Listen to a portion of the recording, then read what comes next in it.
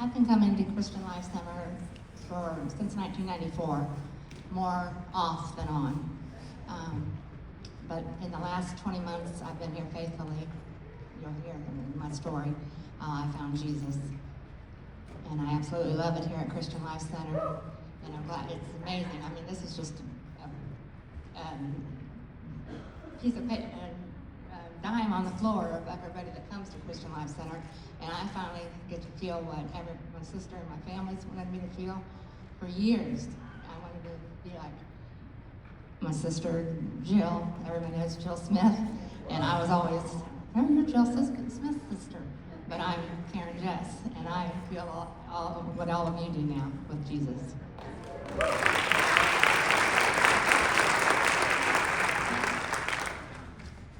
So you kind of gave a little spoiler that you are Jill Smith's sister.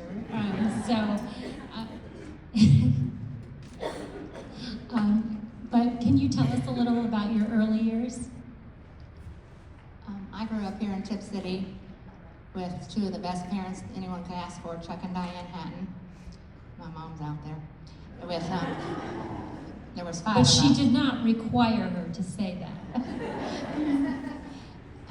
I'm sorry, but anyhow, there's five children. We were all 11 months apart, except for my youngest sister. She came about 6 years later. So everyone knew the Hattons. You know, we were the Hattons, and we couldn't go through grade school, middle school, high school. Every hallway knew Karen, Jill, Brenda, Joe, or not Brenda. Brenda was, she got her own life. But we sure didn't. You know, mom and dad knew everything. Each one of us did. But I was the middle child, and I always felt like what a middle child, some middle child children feel like. And I don't know why I felt like that. When you say you felt like that, you mean like you didn't have your own identity, right? Right. My sisters were in cheerleading and sports, and my brother was in sports and wrestling. And my younger sister, later she was in sports. I never did sports. I don't know why, but I always chose either. At that time, it was food. I would eat all the time, and my mom would always be on me like, if you lose so much weight, I'll send you to Florida with your friends. I'll pay for your trip, and on and on and on over the years. It was enabling, which I've done to my children as well since then. So I just always, I would just eat. I would make a big sandwich in front of her and just eat. And we had a strenuous relationship. I always thought it was because I wasn't like my sisters. And then in the high school years, I would, I was always trying to be like my sisters and everybody else, and I wanted to be in the popular group, and I was, and not that that matters now, but I would choose to, after the football games and everything, go drink with them all, drink and smoke, and I didn't like it at all, but that was the thing to do. And then over the years, I just, whenever I would have an issue, that's what I would do. I would drink. And then growing up, or after high school years, we all got married, have beautiful children, beautiful families, but I was still jealous of my sisters. They had such a beautiful family, and they were always so happy. And I thought, why can't I have that? I have 3 beautiful children. Mindy and Brooke are out there. My son's at home, and they're all doing amazing right now. But I thought, why can't I have that? And then I would, then my husband and I would just drink. And my children seen a lot of terrible things growing up. I always thought I was a great mom because I went to all their events. Minnie is a beautiful singer, and I went to all her everything, all my children's events, everything. And but then I would come home and I would drink. And then a lot of times I would leave Mindy, she was the oldest at the time, home with the children. And then when I finally decided, okay, it's time. My youngest was 2. And then Mindy and Lucas and Brooke and we moved back to Tip City. And then again, here we go. They just look at me like, okay. And my mom and dad did everything for me. And when I got the kids to school, they'd say, oh, you're Jill Smith's sister, okay. And then And I'm thinking, well, I'm just like my sister. Why does people say that? I am just as nice and kind and loving as my sister Jill. But I didn't have Jesus. But you also said that to yourself. Why can't I have why can't I be like her? So even you were hearing it from everyone else, but you also internalized it and said it to yourself, is what I'm hearing. And then you just kind of coped with all of that by drinking. Yes. But you were a functioning alcoholic, Oh, yeah. right? I worked 24/7 and I did everything with the kids, but then at night I would always drink. And like I said, Mindy's got the blunt of it, most of it, but they all seen terrible things. And some of Mindy's friends and Brooke's friends, they've seen terrible things. I know they love me. One of the little friends is out there, Megan. Everybody, loved me, and I loved them, but I'm sure they've seen terrible, terrible things that I can't remember. And you just really didn't see your own worth. Am I right? No, I didn't. So No. this And then I kind brought it on to Mindy. I'd say, oh, Mindy, you're like my mom did to me. You're Jill Smith, we're Jill Smith and Kayla. Kayla and Mindy were in the same grade. And I always told Mindy she had to be like Kayla. And it was rough years. So you kind of that. Did exactly what my mom did. Y'all know what I'm trying to say, right? Okay. So yeah, you did the same thing she wrote. Well, this kind of leads into your spiritual journey. So can you tell us what happened? That was a June day, wasn't it? And then we're going to jump way forward to June 28th of 2023. I went over to my youngest daughter Brooke's house to play with the boys in the backyard. They were 3 and 1 at the time, or 2 and 1 at the time. And of course I was drinking. By this time, 2023, I was drinking all the time. I worked all the time, I took care of the elderly. No one would have known that Karen Jess drinks all the time. But I did, and I was drinking all the time. And morning, noon, and night, towards the end, I was taking care of my father, and then I'd go home and drink. Come right back, because I lived 2 minutes away. Terrible, but anyhow, June 28th, I fell on my grandson, Reed. We were outside playing, and I fell on top of him on the sidewalk, and I thought I killed him. The way he looked at me, he was just skinned up. I didn't think that at the time. And I thought, oh my God, and of course Brooke come running out and kicked me in the back and told me I better get out of here now. And that about killed me, because we're very close. And then, plus my grandson, I love my grandchildren. But that day, of course I had vodka in the car, that was my drink, vodka.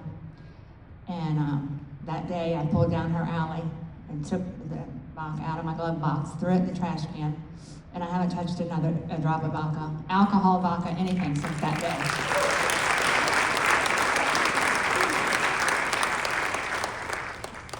It was a journey though. So I decided to go home and I told my sisters, my family, and of course Brooke would always tell Jill and Brenda and Mindy. And I went home and I stayed in my apartment because I was home by myself then and I didn't want anybody around me. I was going to detox myself after years and years of How drinking. many years of drinking? Oh, probably 30. And you But lived the last- alone, and you're going to detox yourself. Yeah, at this time I lived alone and I was going to detox myself. I just knew I could do it. I was so sick, but I didn't want to tell anybody. I thought, I can do this. I'm not telling nobody. I knew that I was going to the bathroom. As long as I drank and I would still go in the bathroom, I was going to live. But I was throwing up, sick, terrible. And then Jill walked in one morning, and I think it was before church, and Todd was out there, and she said she found me laying on the floor. She thought I was dead. So she said, we're going to the hospital right now. And she literally thought I would have died that night. But we went to the hospital in Troy. Every hospital I went to in the last year is just amazing. Immediately they got me in, they had me on all kind of IVs, blood transfusions, and on over the months. Many blood transfusions, and my sisters were always right there by my side. My children were right by my side. My mom couldn't be there because my dad was dying at the time. But so then we'd come home, they couldn't do anything. I had gallstones and gallbladder and my liver. Well, I didn't know my liver at the time. And everything was just failing. And so they sent me to a specialist, a hemoglobin specialist in Troy, and they did my blood work, and it was like 6.5. And so they didn't come to blood transfusions.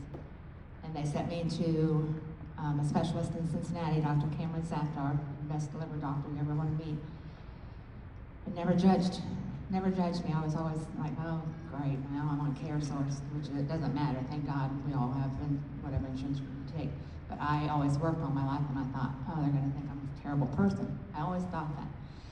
But I wasn't drinking, and I got in there, and Dr. Safgar got me a liver biopsy, found out I needed a liver transplant.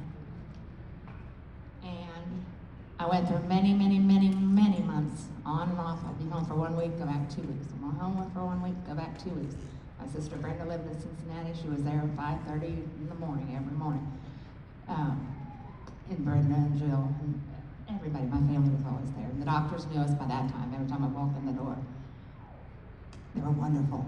But then one of the evenings I came home, and it was one of the weeks I was off. They couldn't take my gallbladder and my stones out because my blood was so low, so nobody would touch me. But one night I came home after they got me stabilized, and I got so sick again, so I drove myself to the hospital, back up to Troy, because I didn't want to bother any of my family. And they took me right back and took me in the same one room all by myself. And I thought, what are you doing? Why am I going over here? Because it was the emergency room. My blood pressure was 69/34 or something like that. And I didn't know. The doctors were just running in, and I had a bilirubin bag on that had been placed. I had to wear that for 10 months. And I thought, what's going on here? Because I had so much pain by now. I was just sort of waiting for the liver transplant. But so then I said, well, you got to call my sister. They said, we're taking you to Miami Valley right now. And then I said, well, I'm not riding in no helicopter. But then they transferred me to Miami Valley. My sister Brenda met me there. In a helicopter. Yeah. And I was just talking away to the guys the whole time, like it was nothing. And then when I got there, they still had a blood transfusion on me, and they were just run, but they still could not take my gallbladder out. Nobody wanted to take it. The Troy doctor did, and he said that they were going to do it, but they didn't. I think that's when I got my bilirubin back, because my sister Brenda met me there, and then I had to get that bag placed in, and that was worse than childbirth. But we did it, and I cried, and Brenda cried, and Can you tell us about the night Ashley prayed? and then that week, I was so sick, it hurt and pain, and I hated to call out, but I called out the doctors, and got them in there, and it was just me and the nurses, and I said, I got to have something. I got to have something right now. I'm going to jump through that window. And so, of course, they got me under control, and then that night, I felt someone just tugging and pulling at my blanket, and I thought, oh, well, the nurses are in here again. But I looked up and looked around, and I couldn't see anything but this like cloudy lights right in front of my eyes, like clouds and lights. And I thought, what in the world? And then just hugging me real tight. And I thought, what did they give me? And but then I just kept feeling closer and hugging, and then I fell asleep. Well, the next morning, Jill was there bright and early, and she was asking me, Karen, what do you want to do? I was at the point where I didn't want to live like this no more, and Jill had to ask me. She's my power of attorney. And I said, I'm not living like this no more. But then Ashley had called, and she was in the room, and Ashley said, oh, Mom, I prayed so hard for Karen last night that Jesus would wrap her arms around her. And I said, Jill, that happened. That's what happened. I found Jesus. And from that day on, of course, I had to go through so much for the next few months, but I felt so much better. And in my heart, I thought, I finally have it. I finally have Jesus in my heart.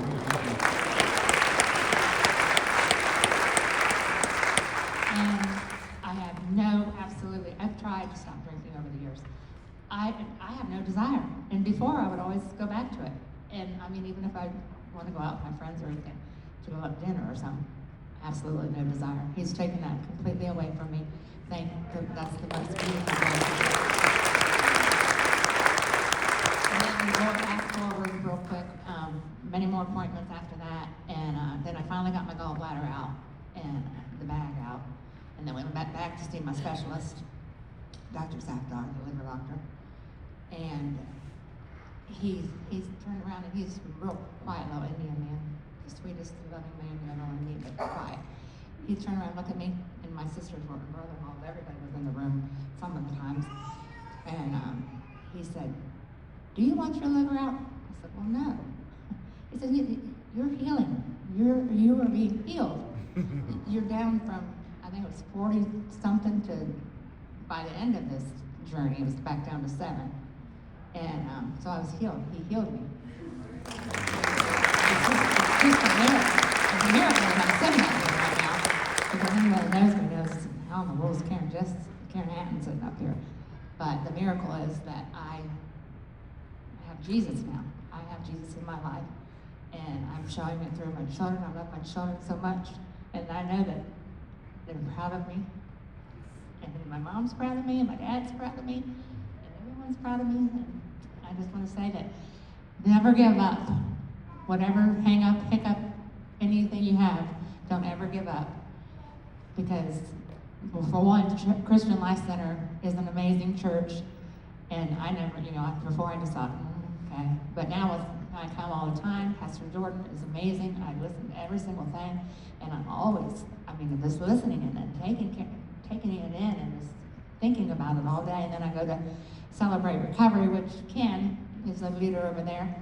And Celebrate Recovery is an amazing group. Absolutely amazing. There's a few of you here. They're my friends. And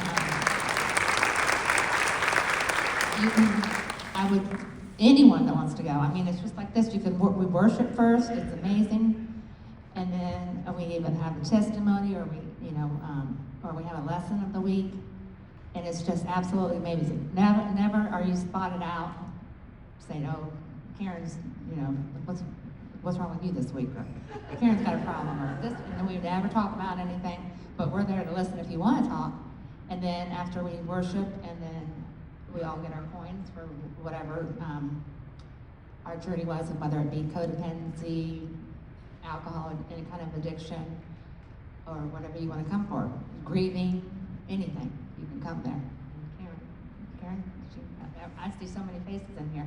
So I just want to invite everyone to Celebrate Recovery. If you ever have a chance on Monday night, we also have a free meal, and then we go in and worship, and then we celebrate everyone's journey for the 1 month, 2 months.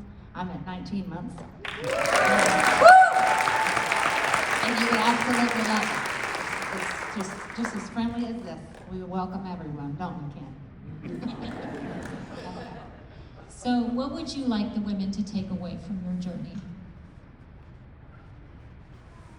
Just never give up. Never think that your family thinks so. You're just the oddball. Because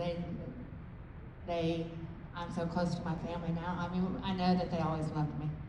But I'm so close to my family now, and my children now, and my grandchildren. And I get to see my siblings' children, Ashley and Kjclc.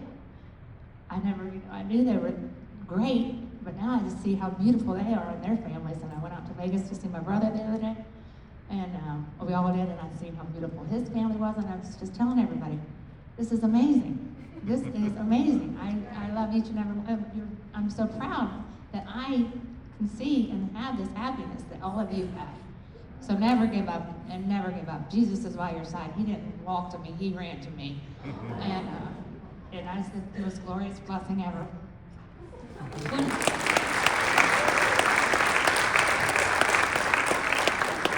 One of the things you said when you and I met that I thought was so beautiful is that you said when you were young, you felt like appearances were the most important thing. And now you realize Jesus cares about your heart. Absolutely. Absolutely. It's just wonderful. And I'm sure all of you feel that, most of you. But again, if anyone ever, CLC is here for you. But if you ever want to have a day or a night, evening, or Monday night, you want to come out to Celebrate Recovery, it's amazing. It's just very amazing. Great. So ladies, and Ken, when we see Karen in the halls, what are we going to say to her? Hi, Karen.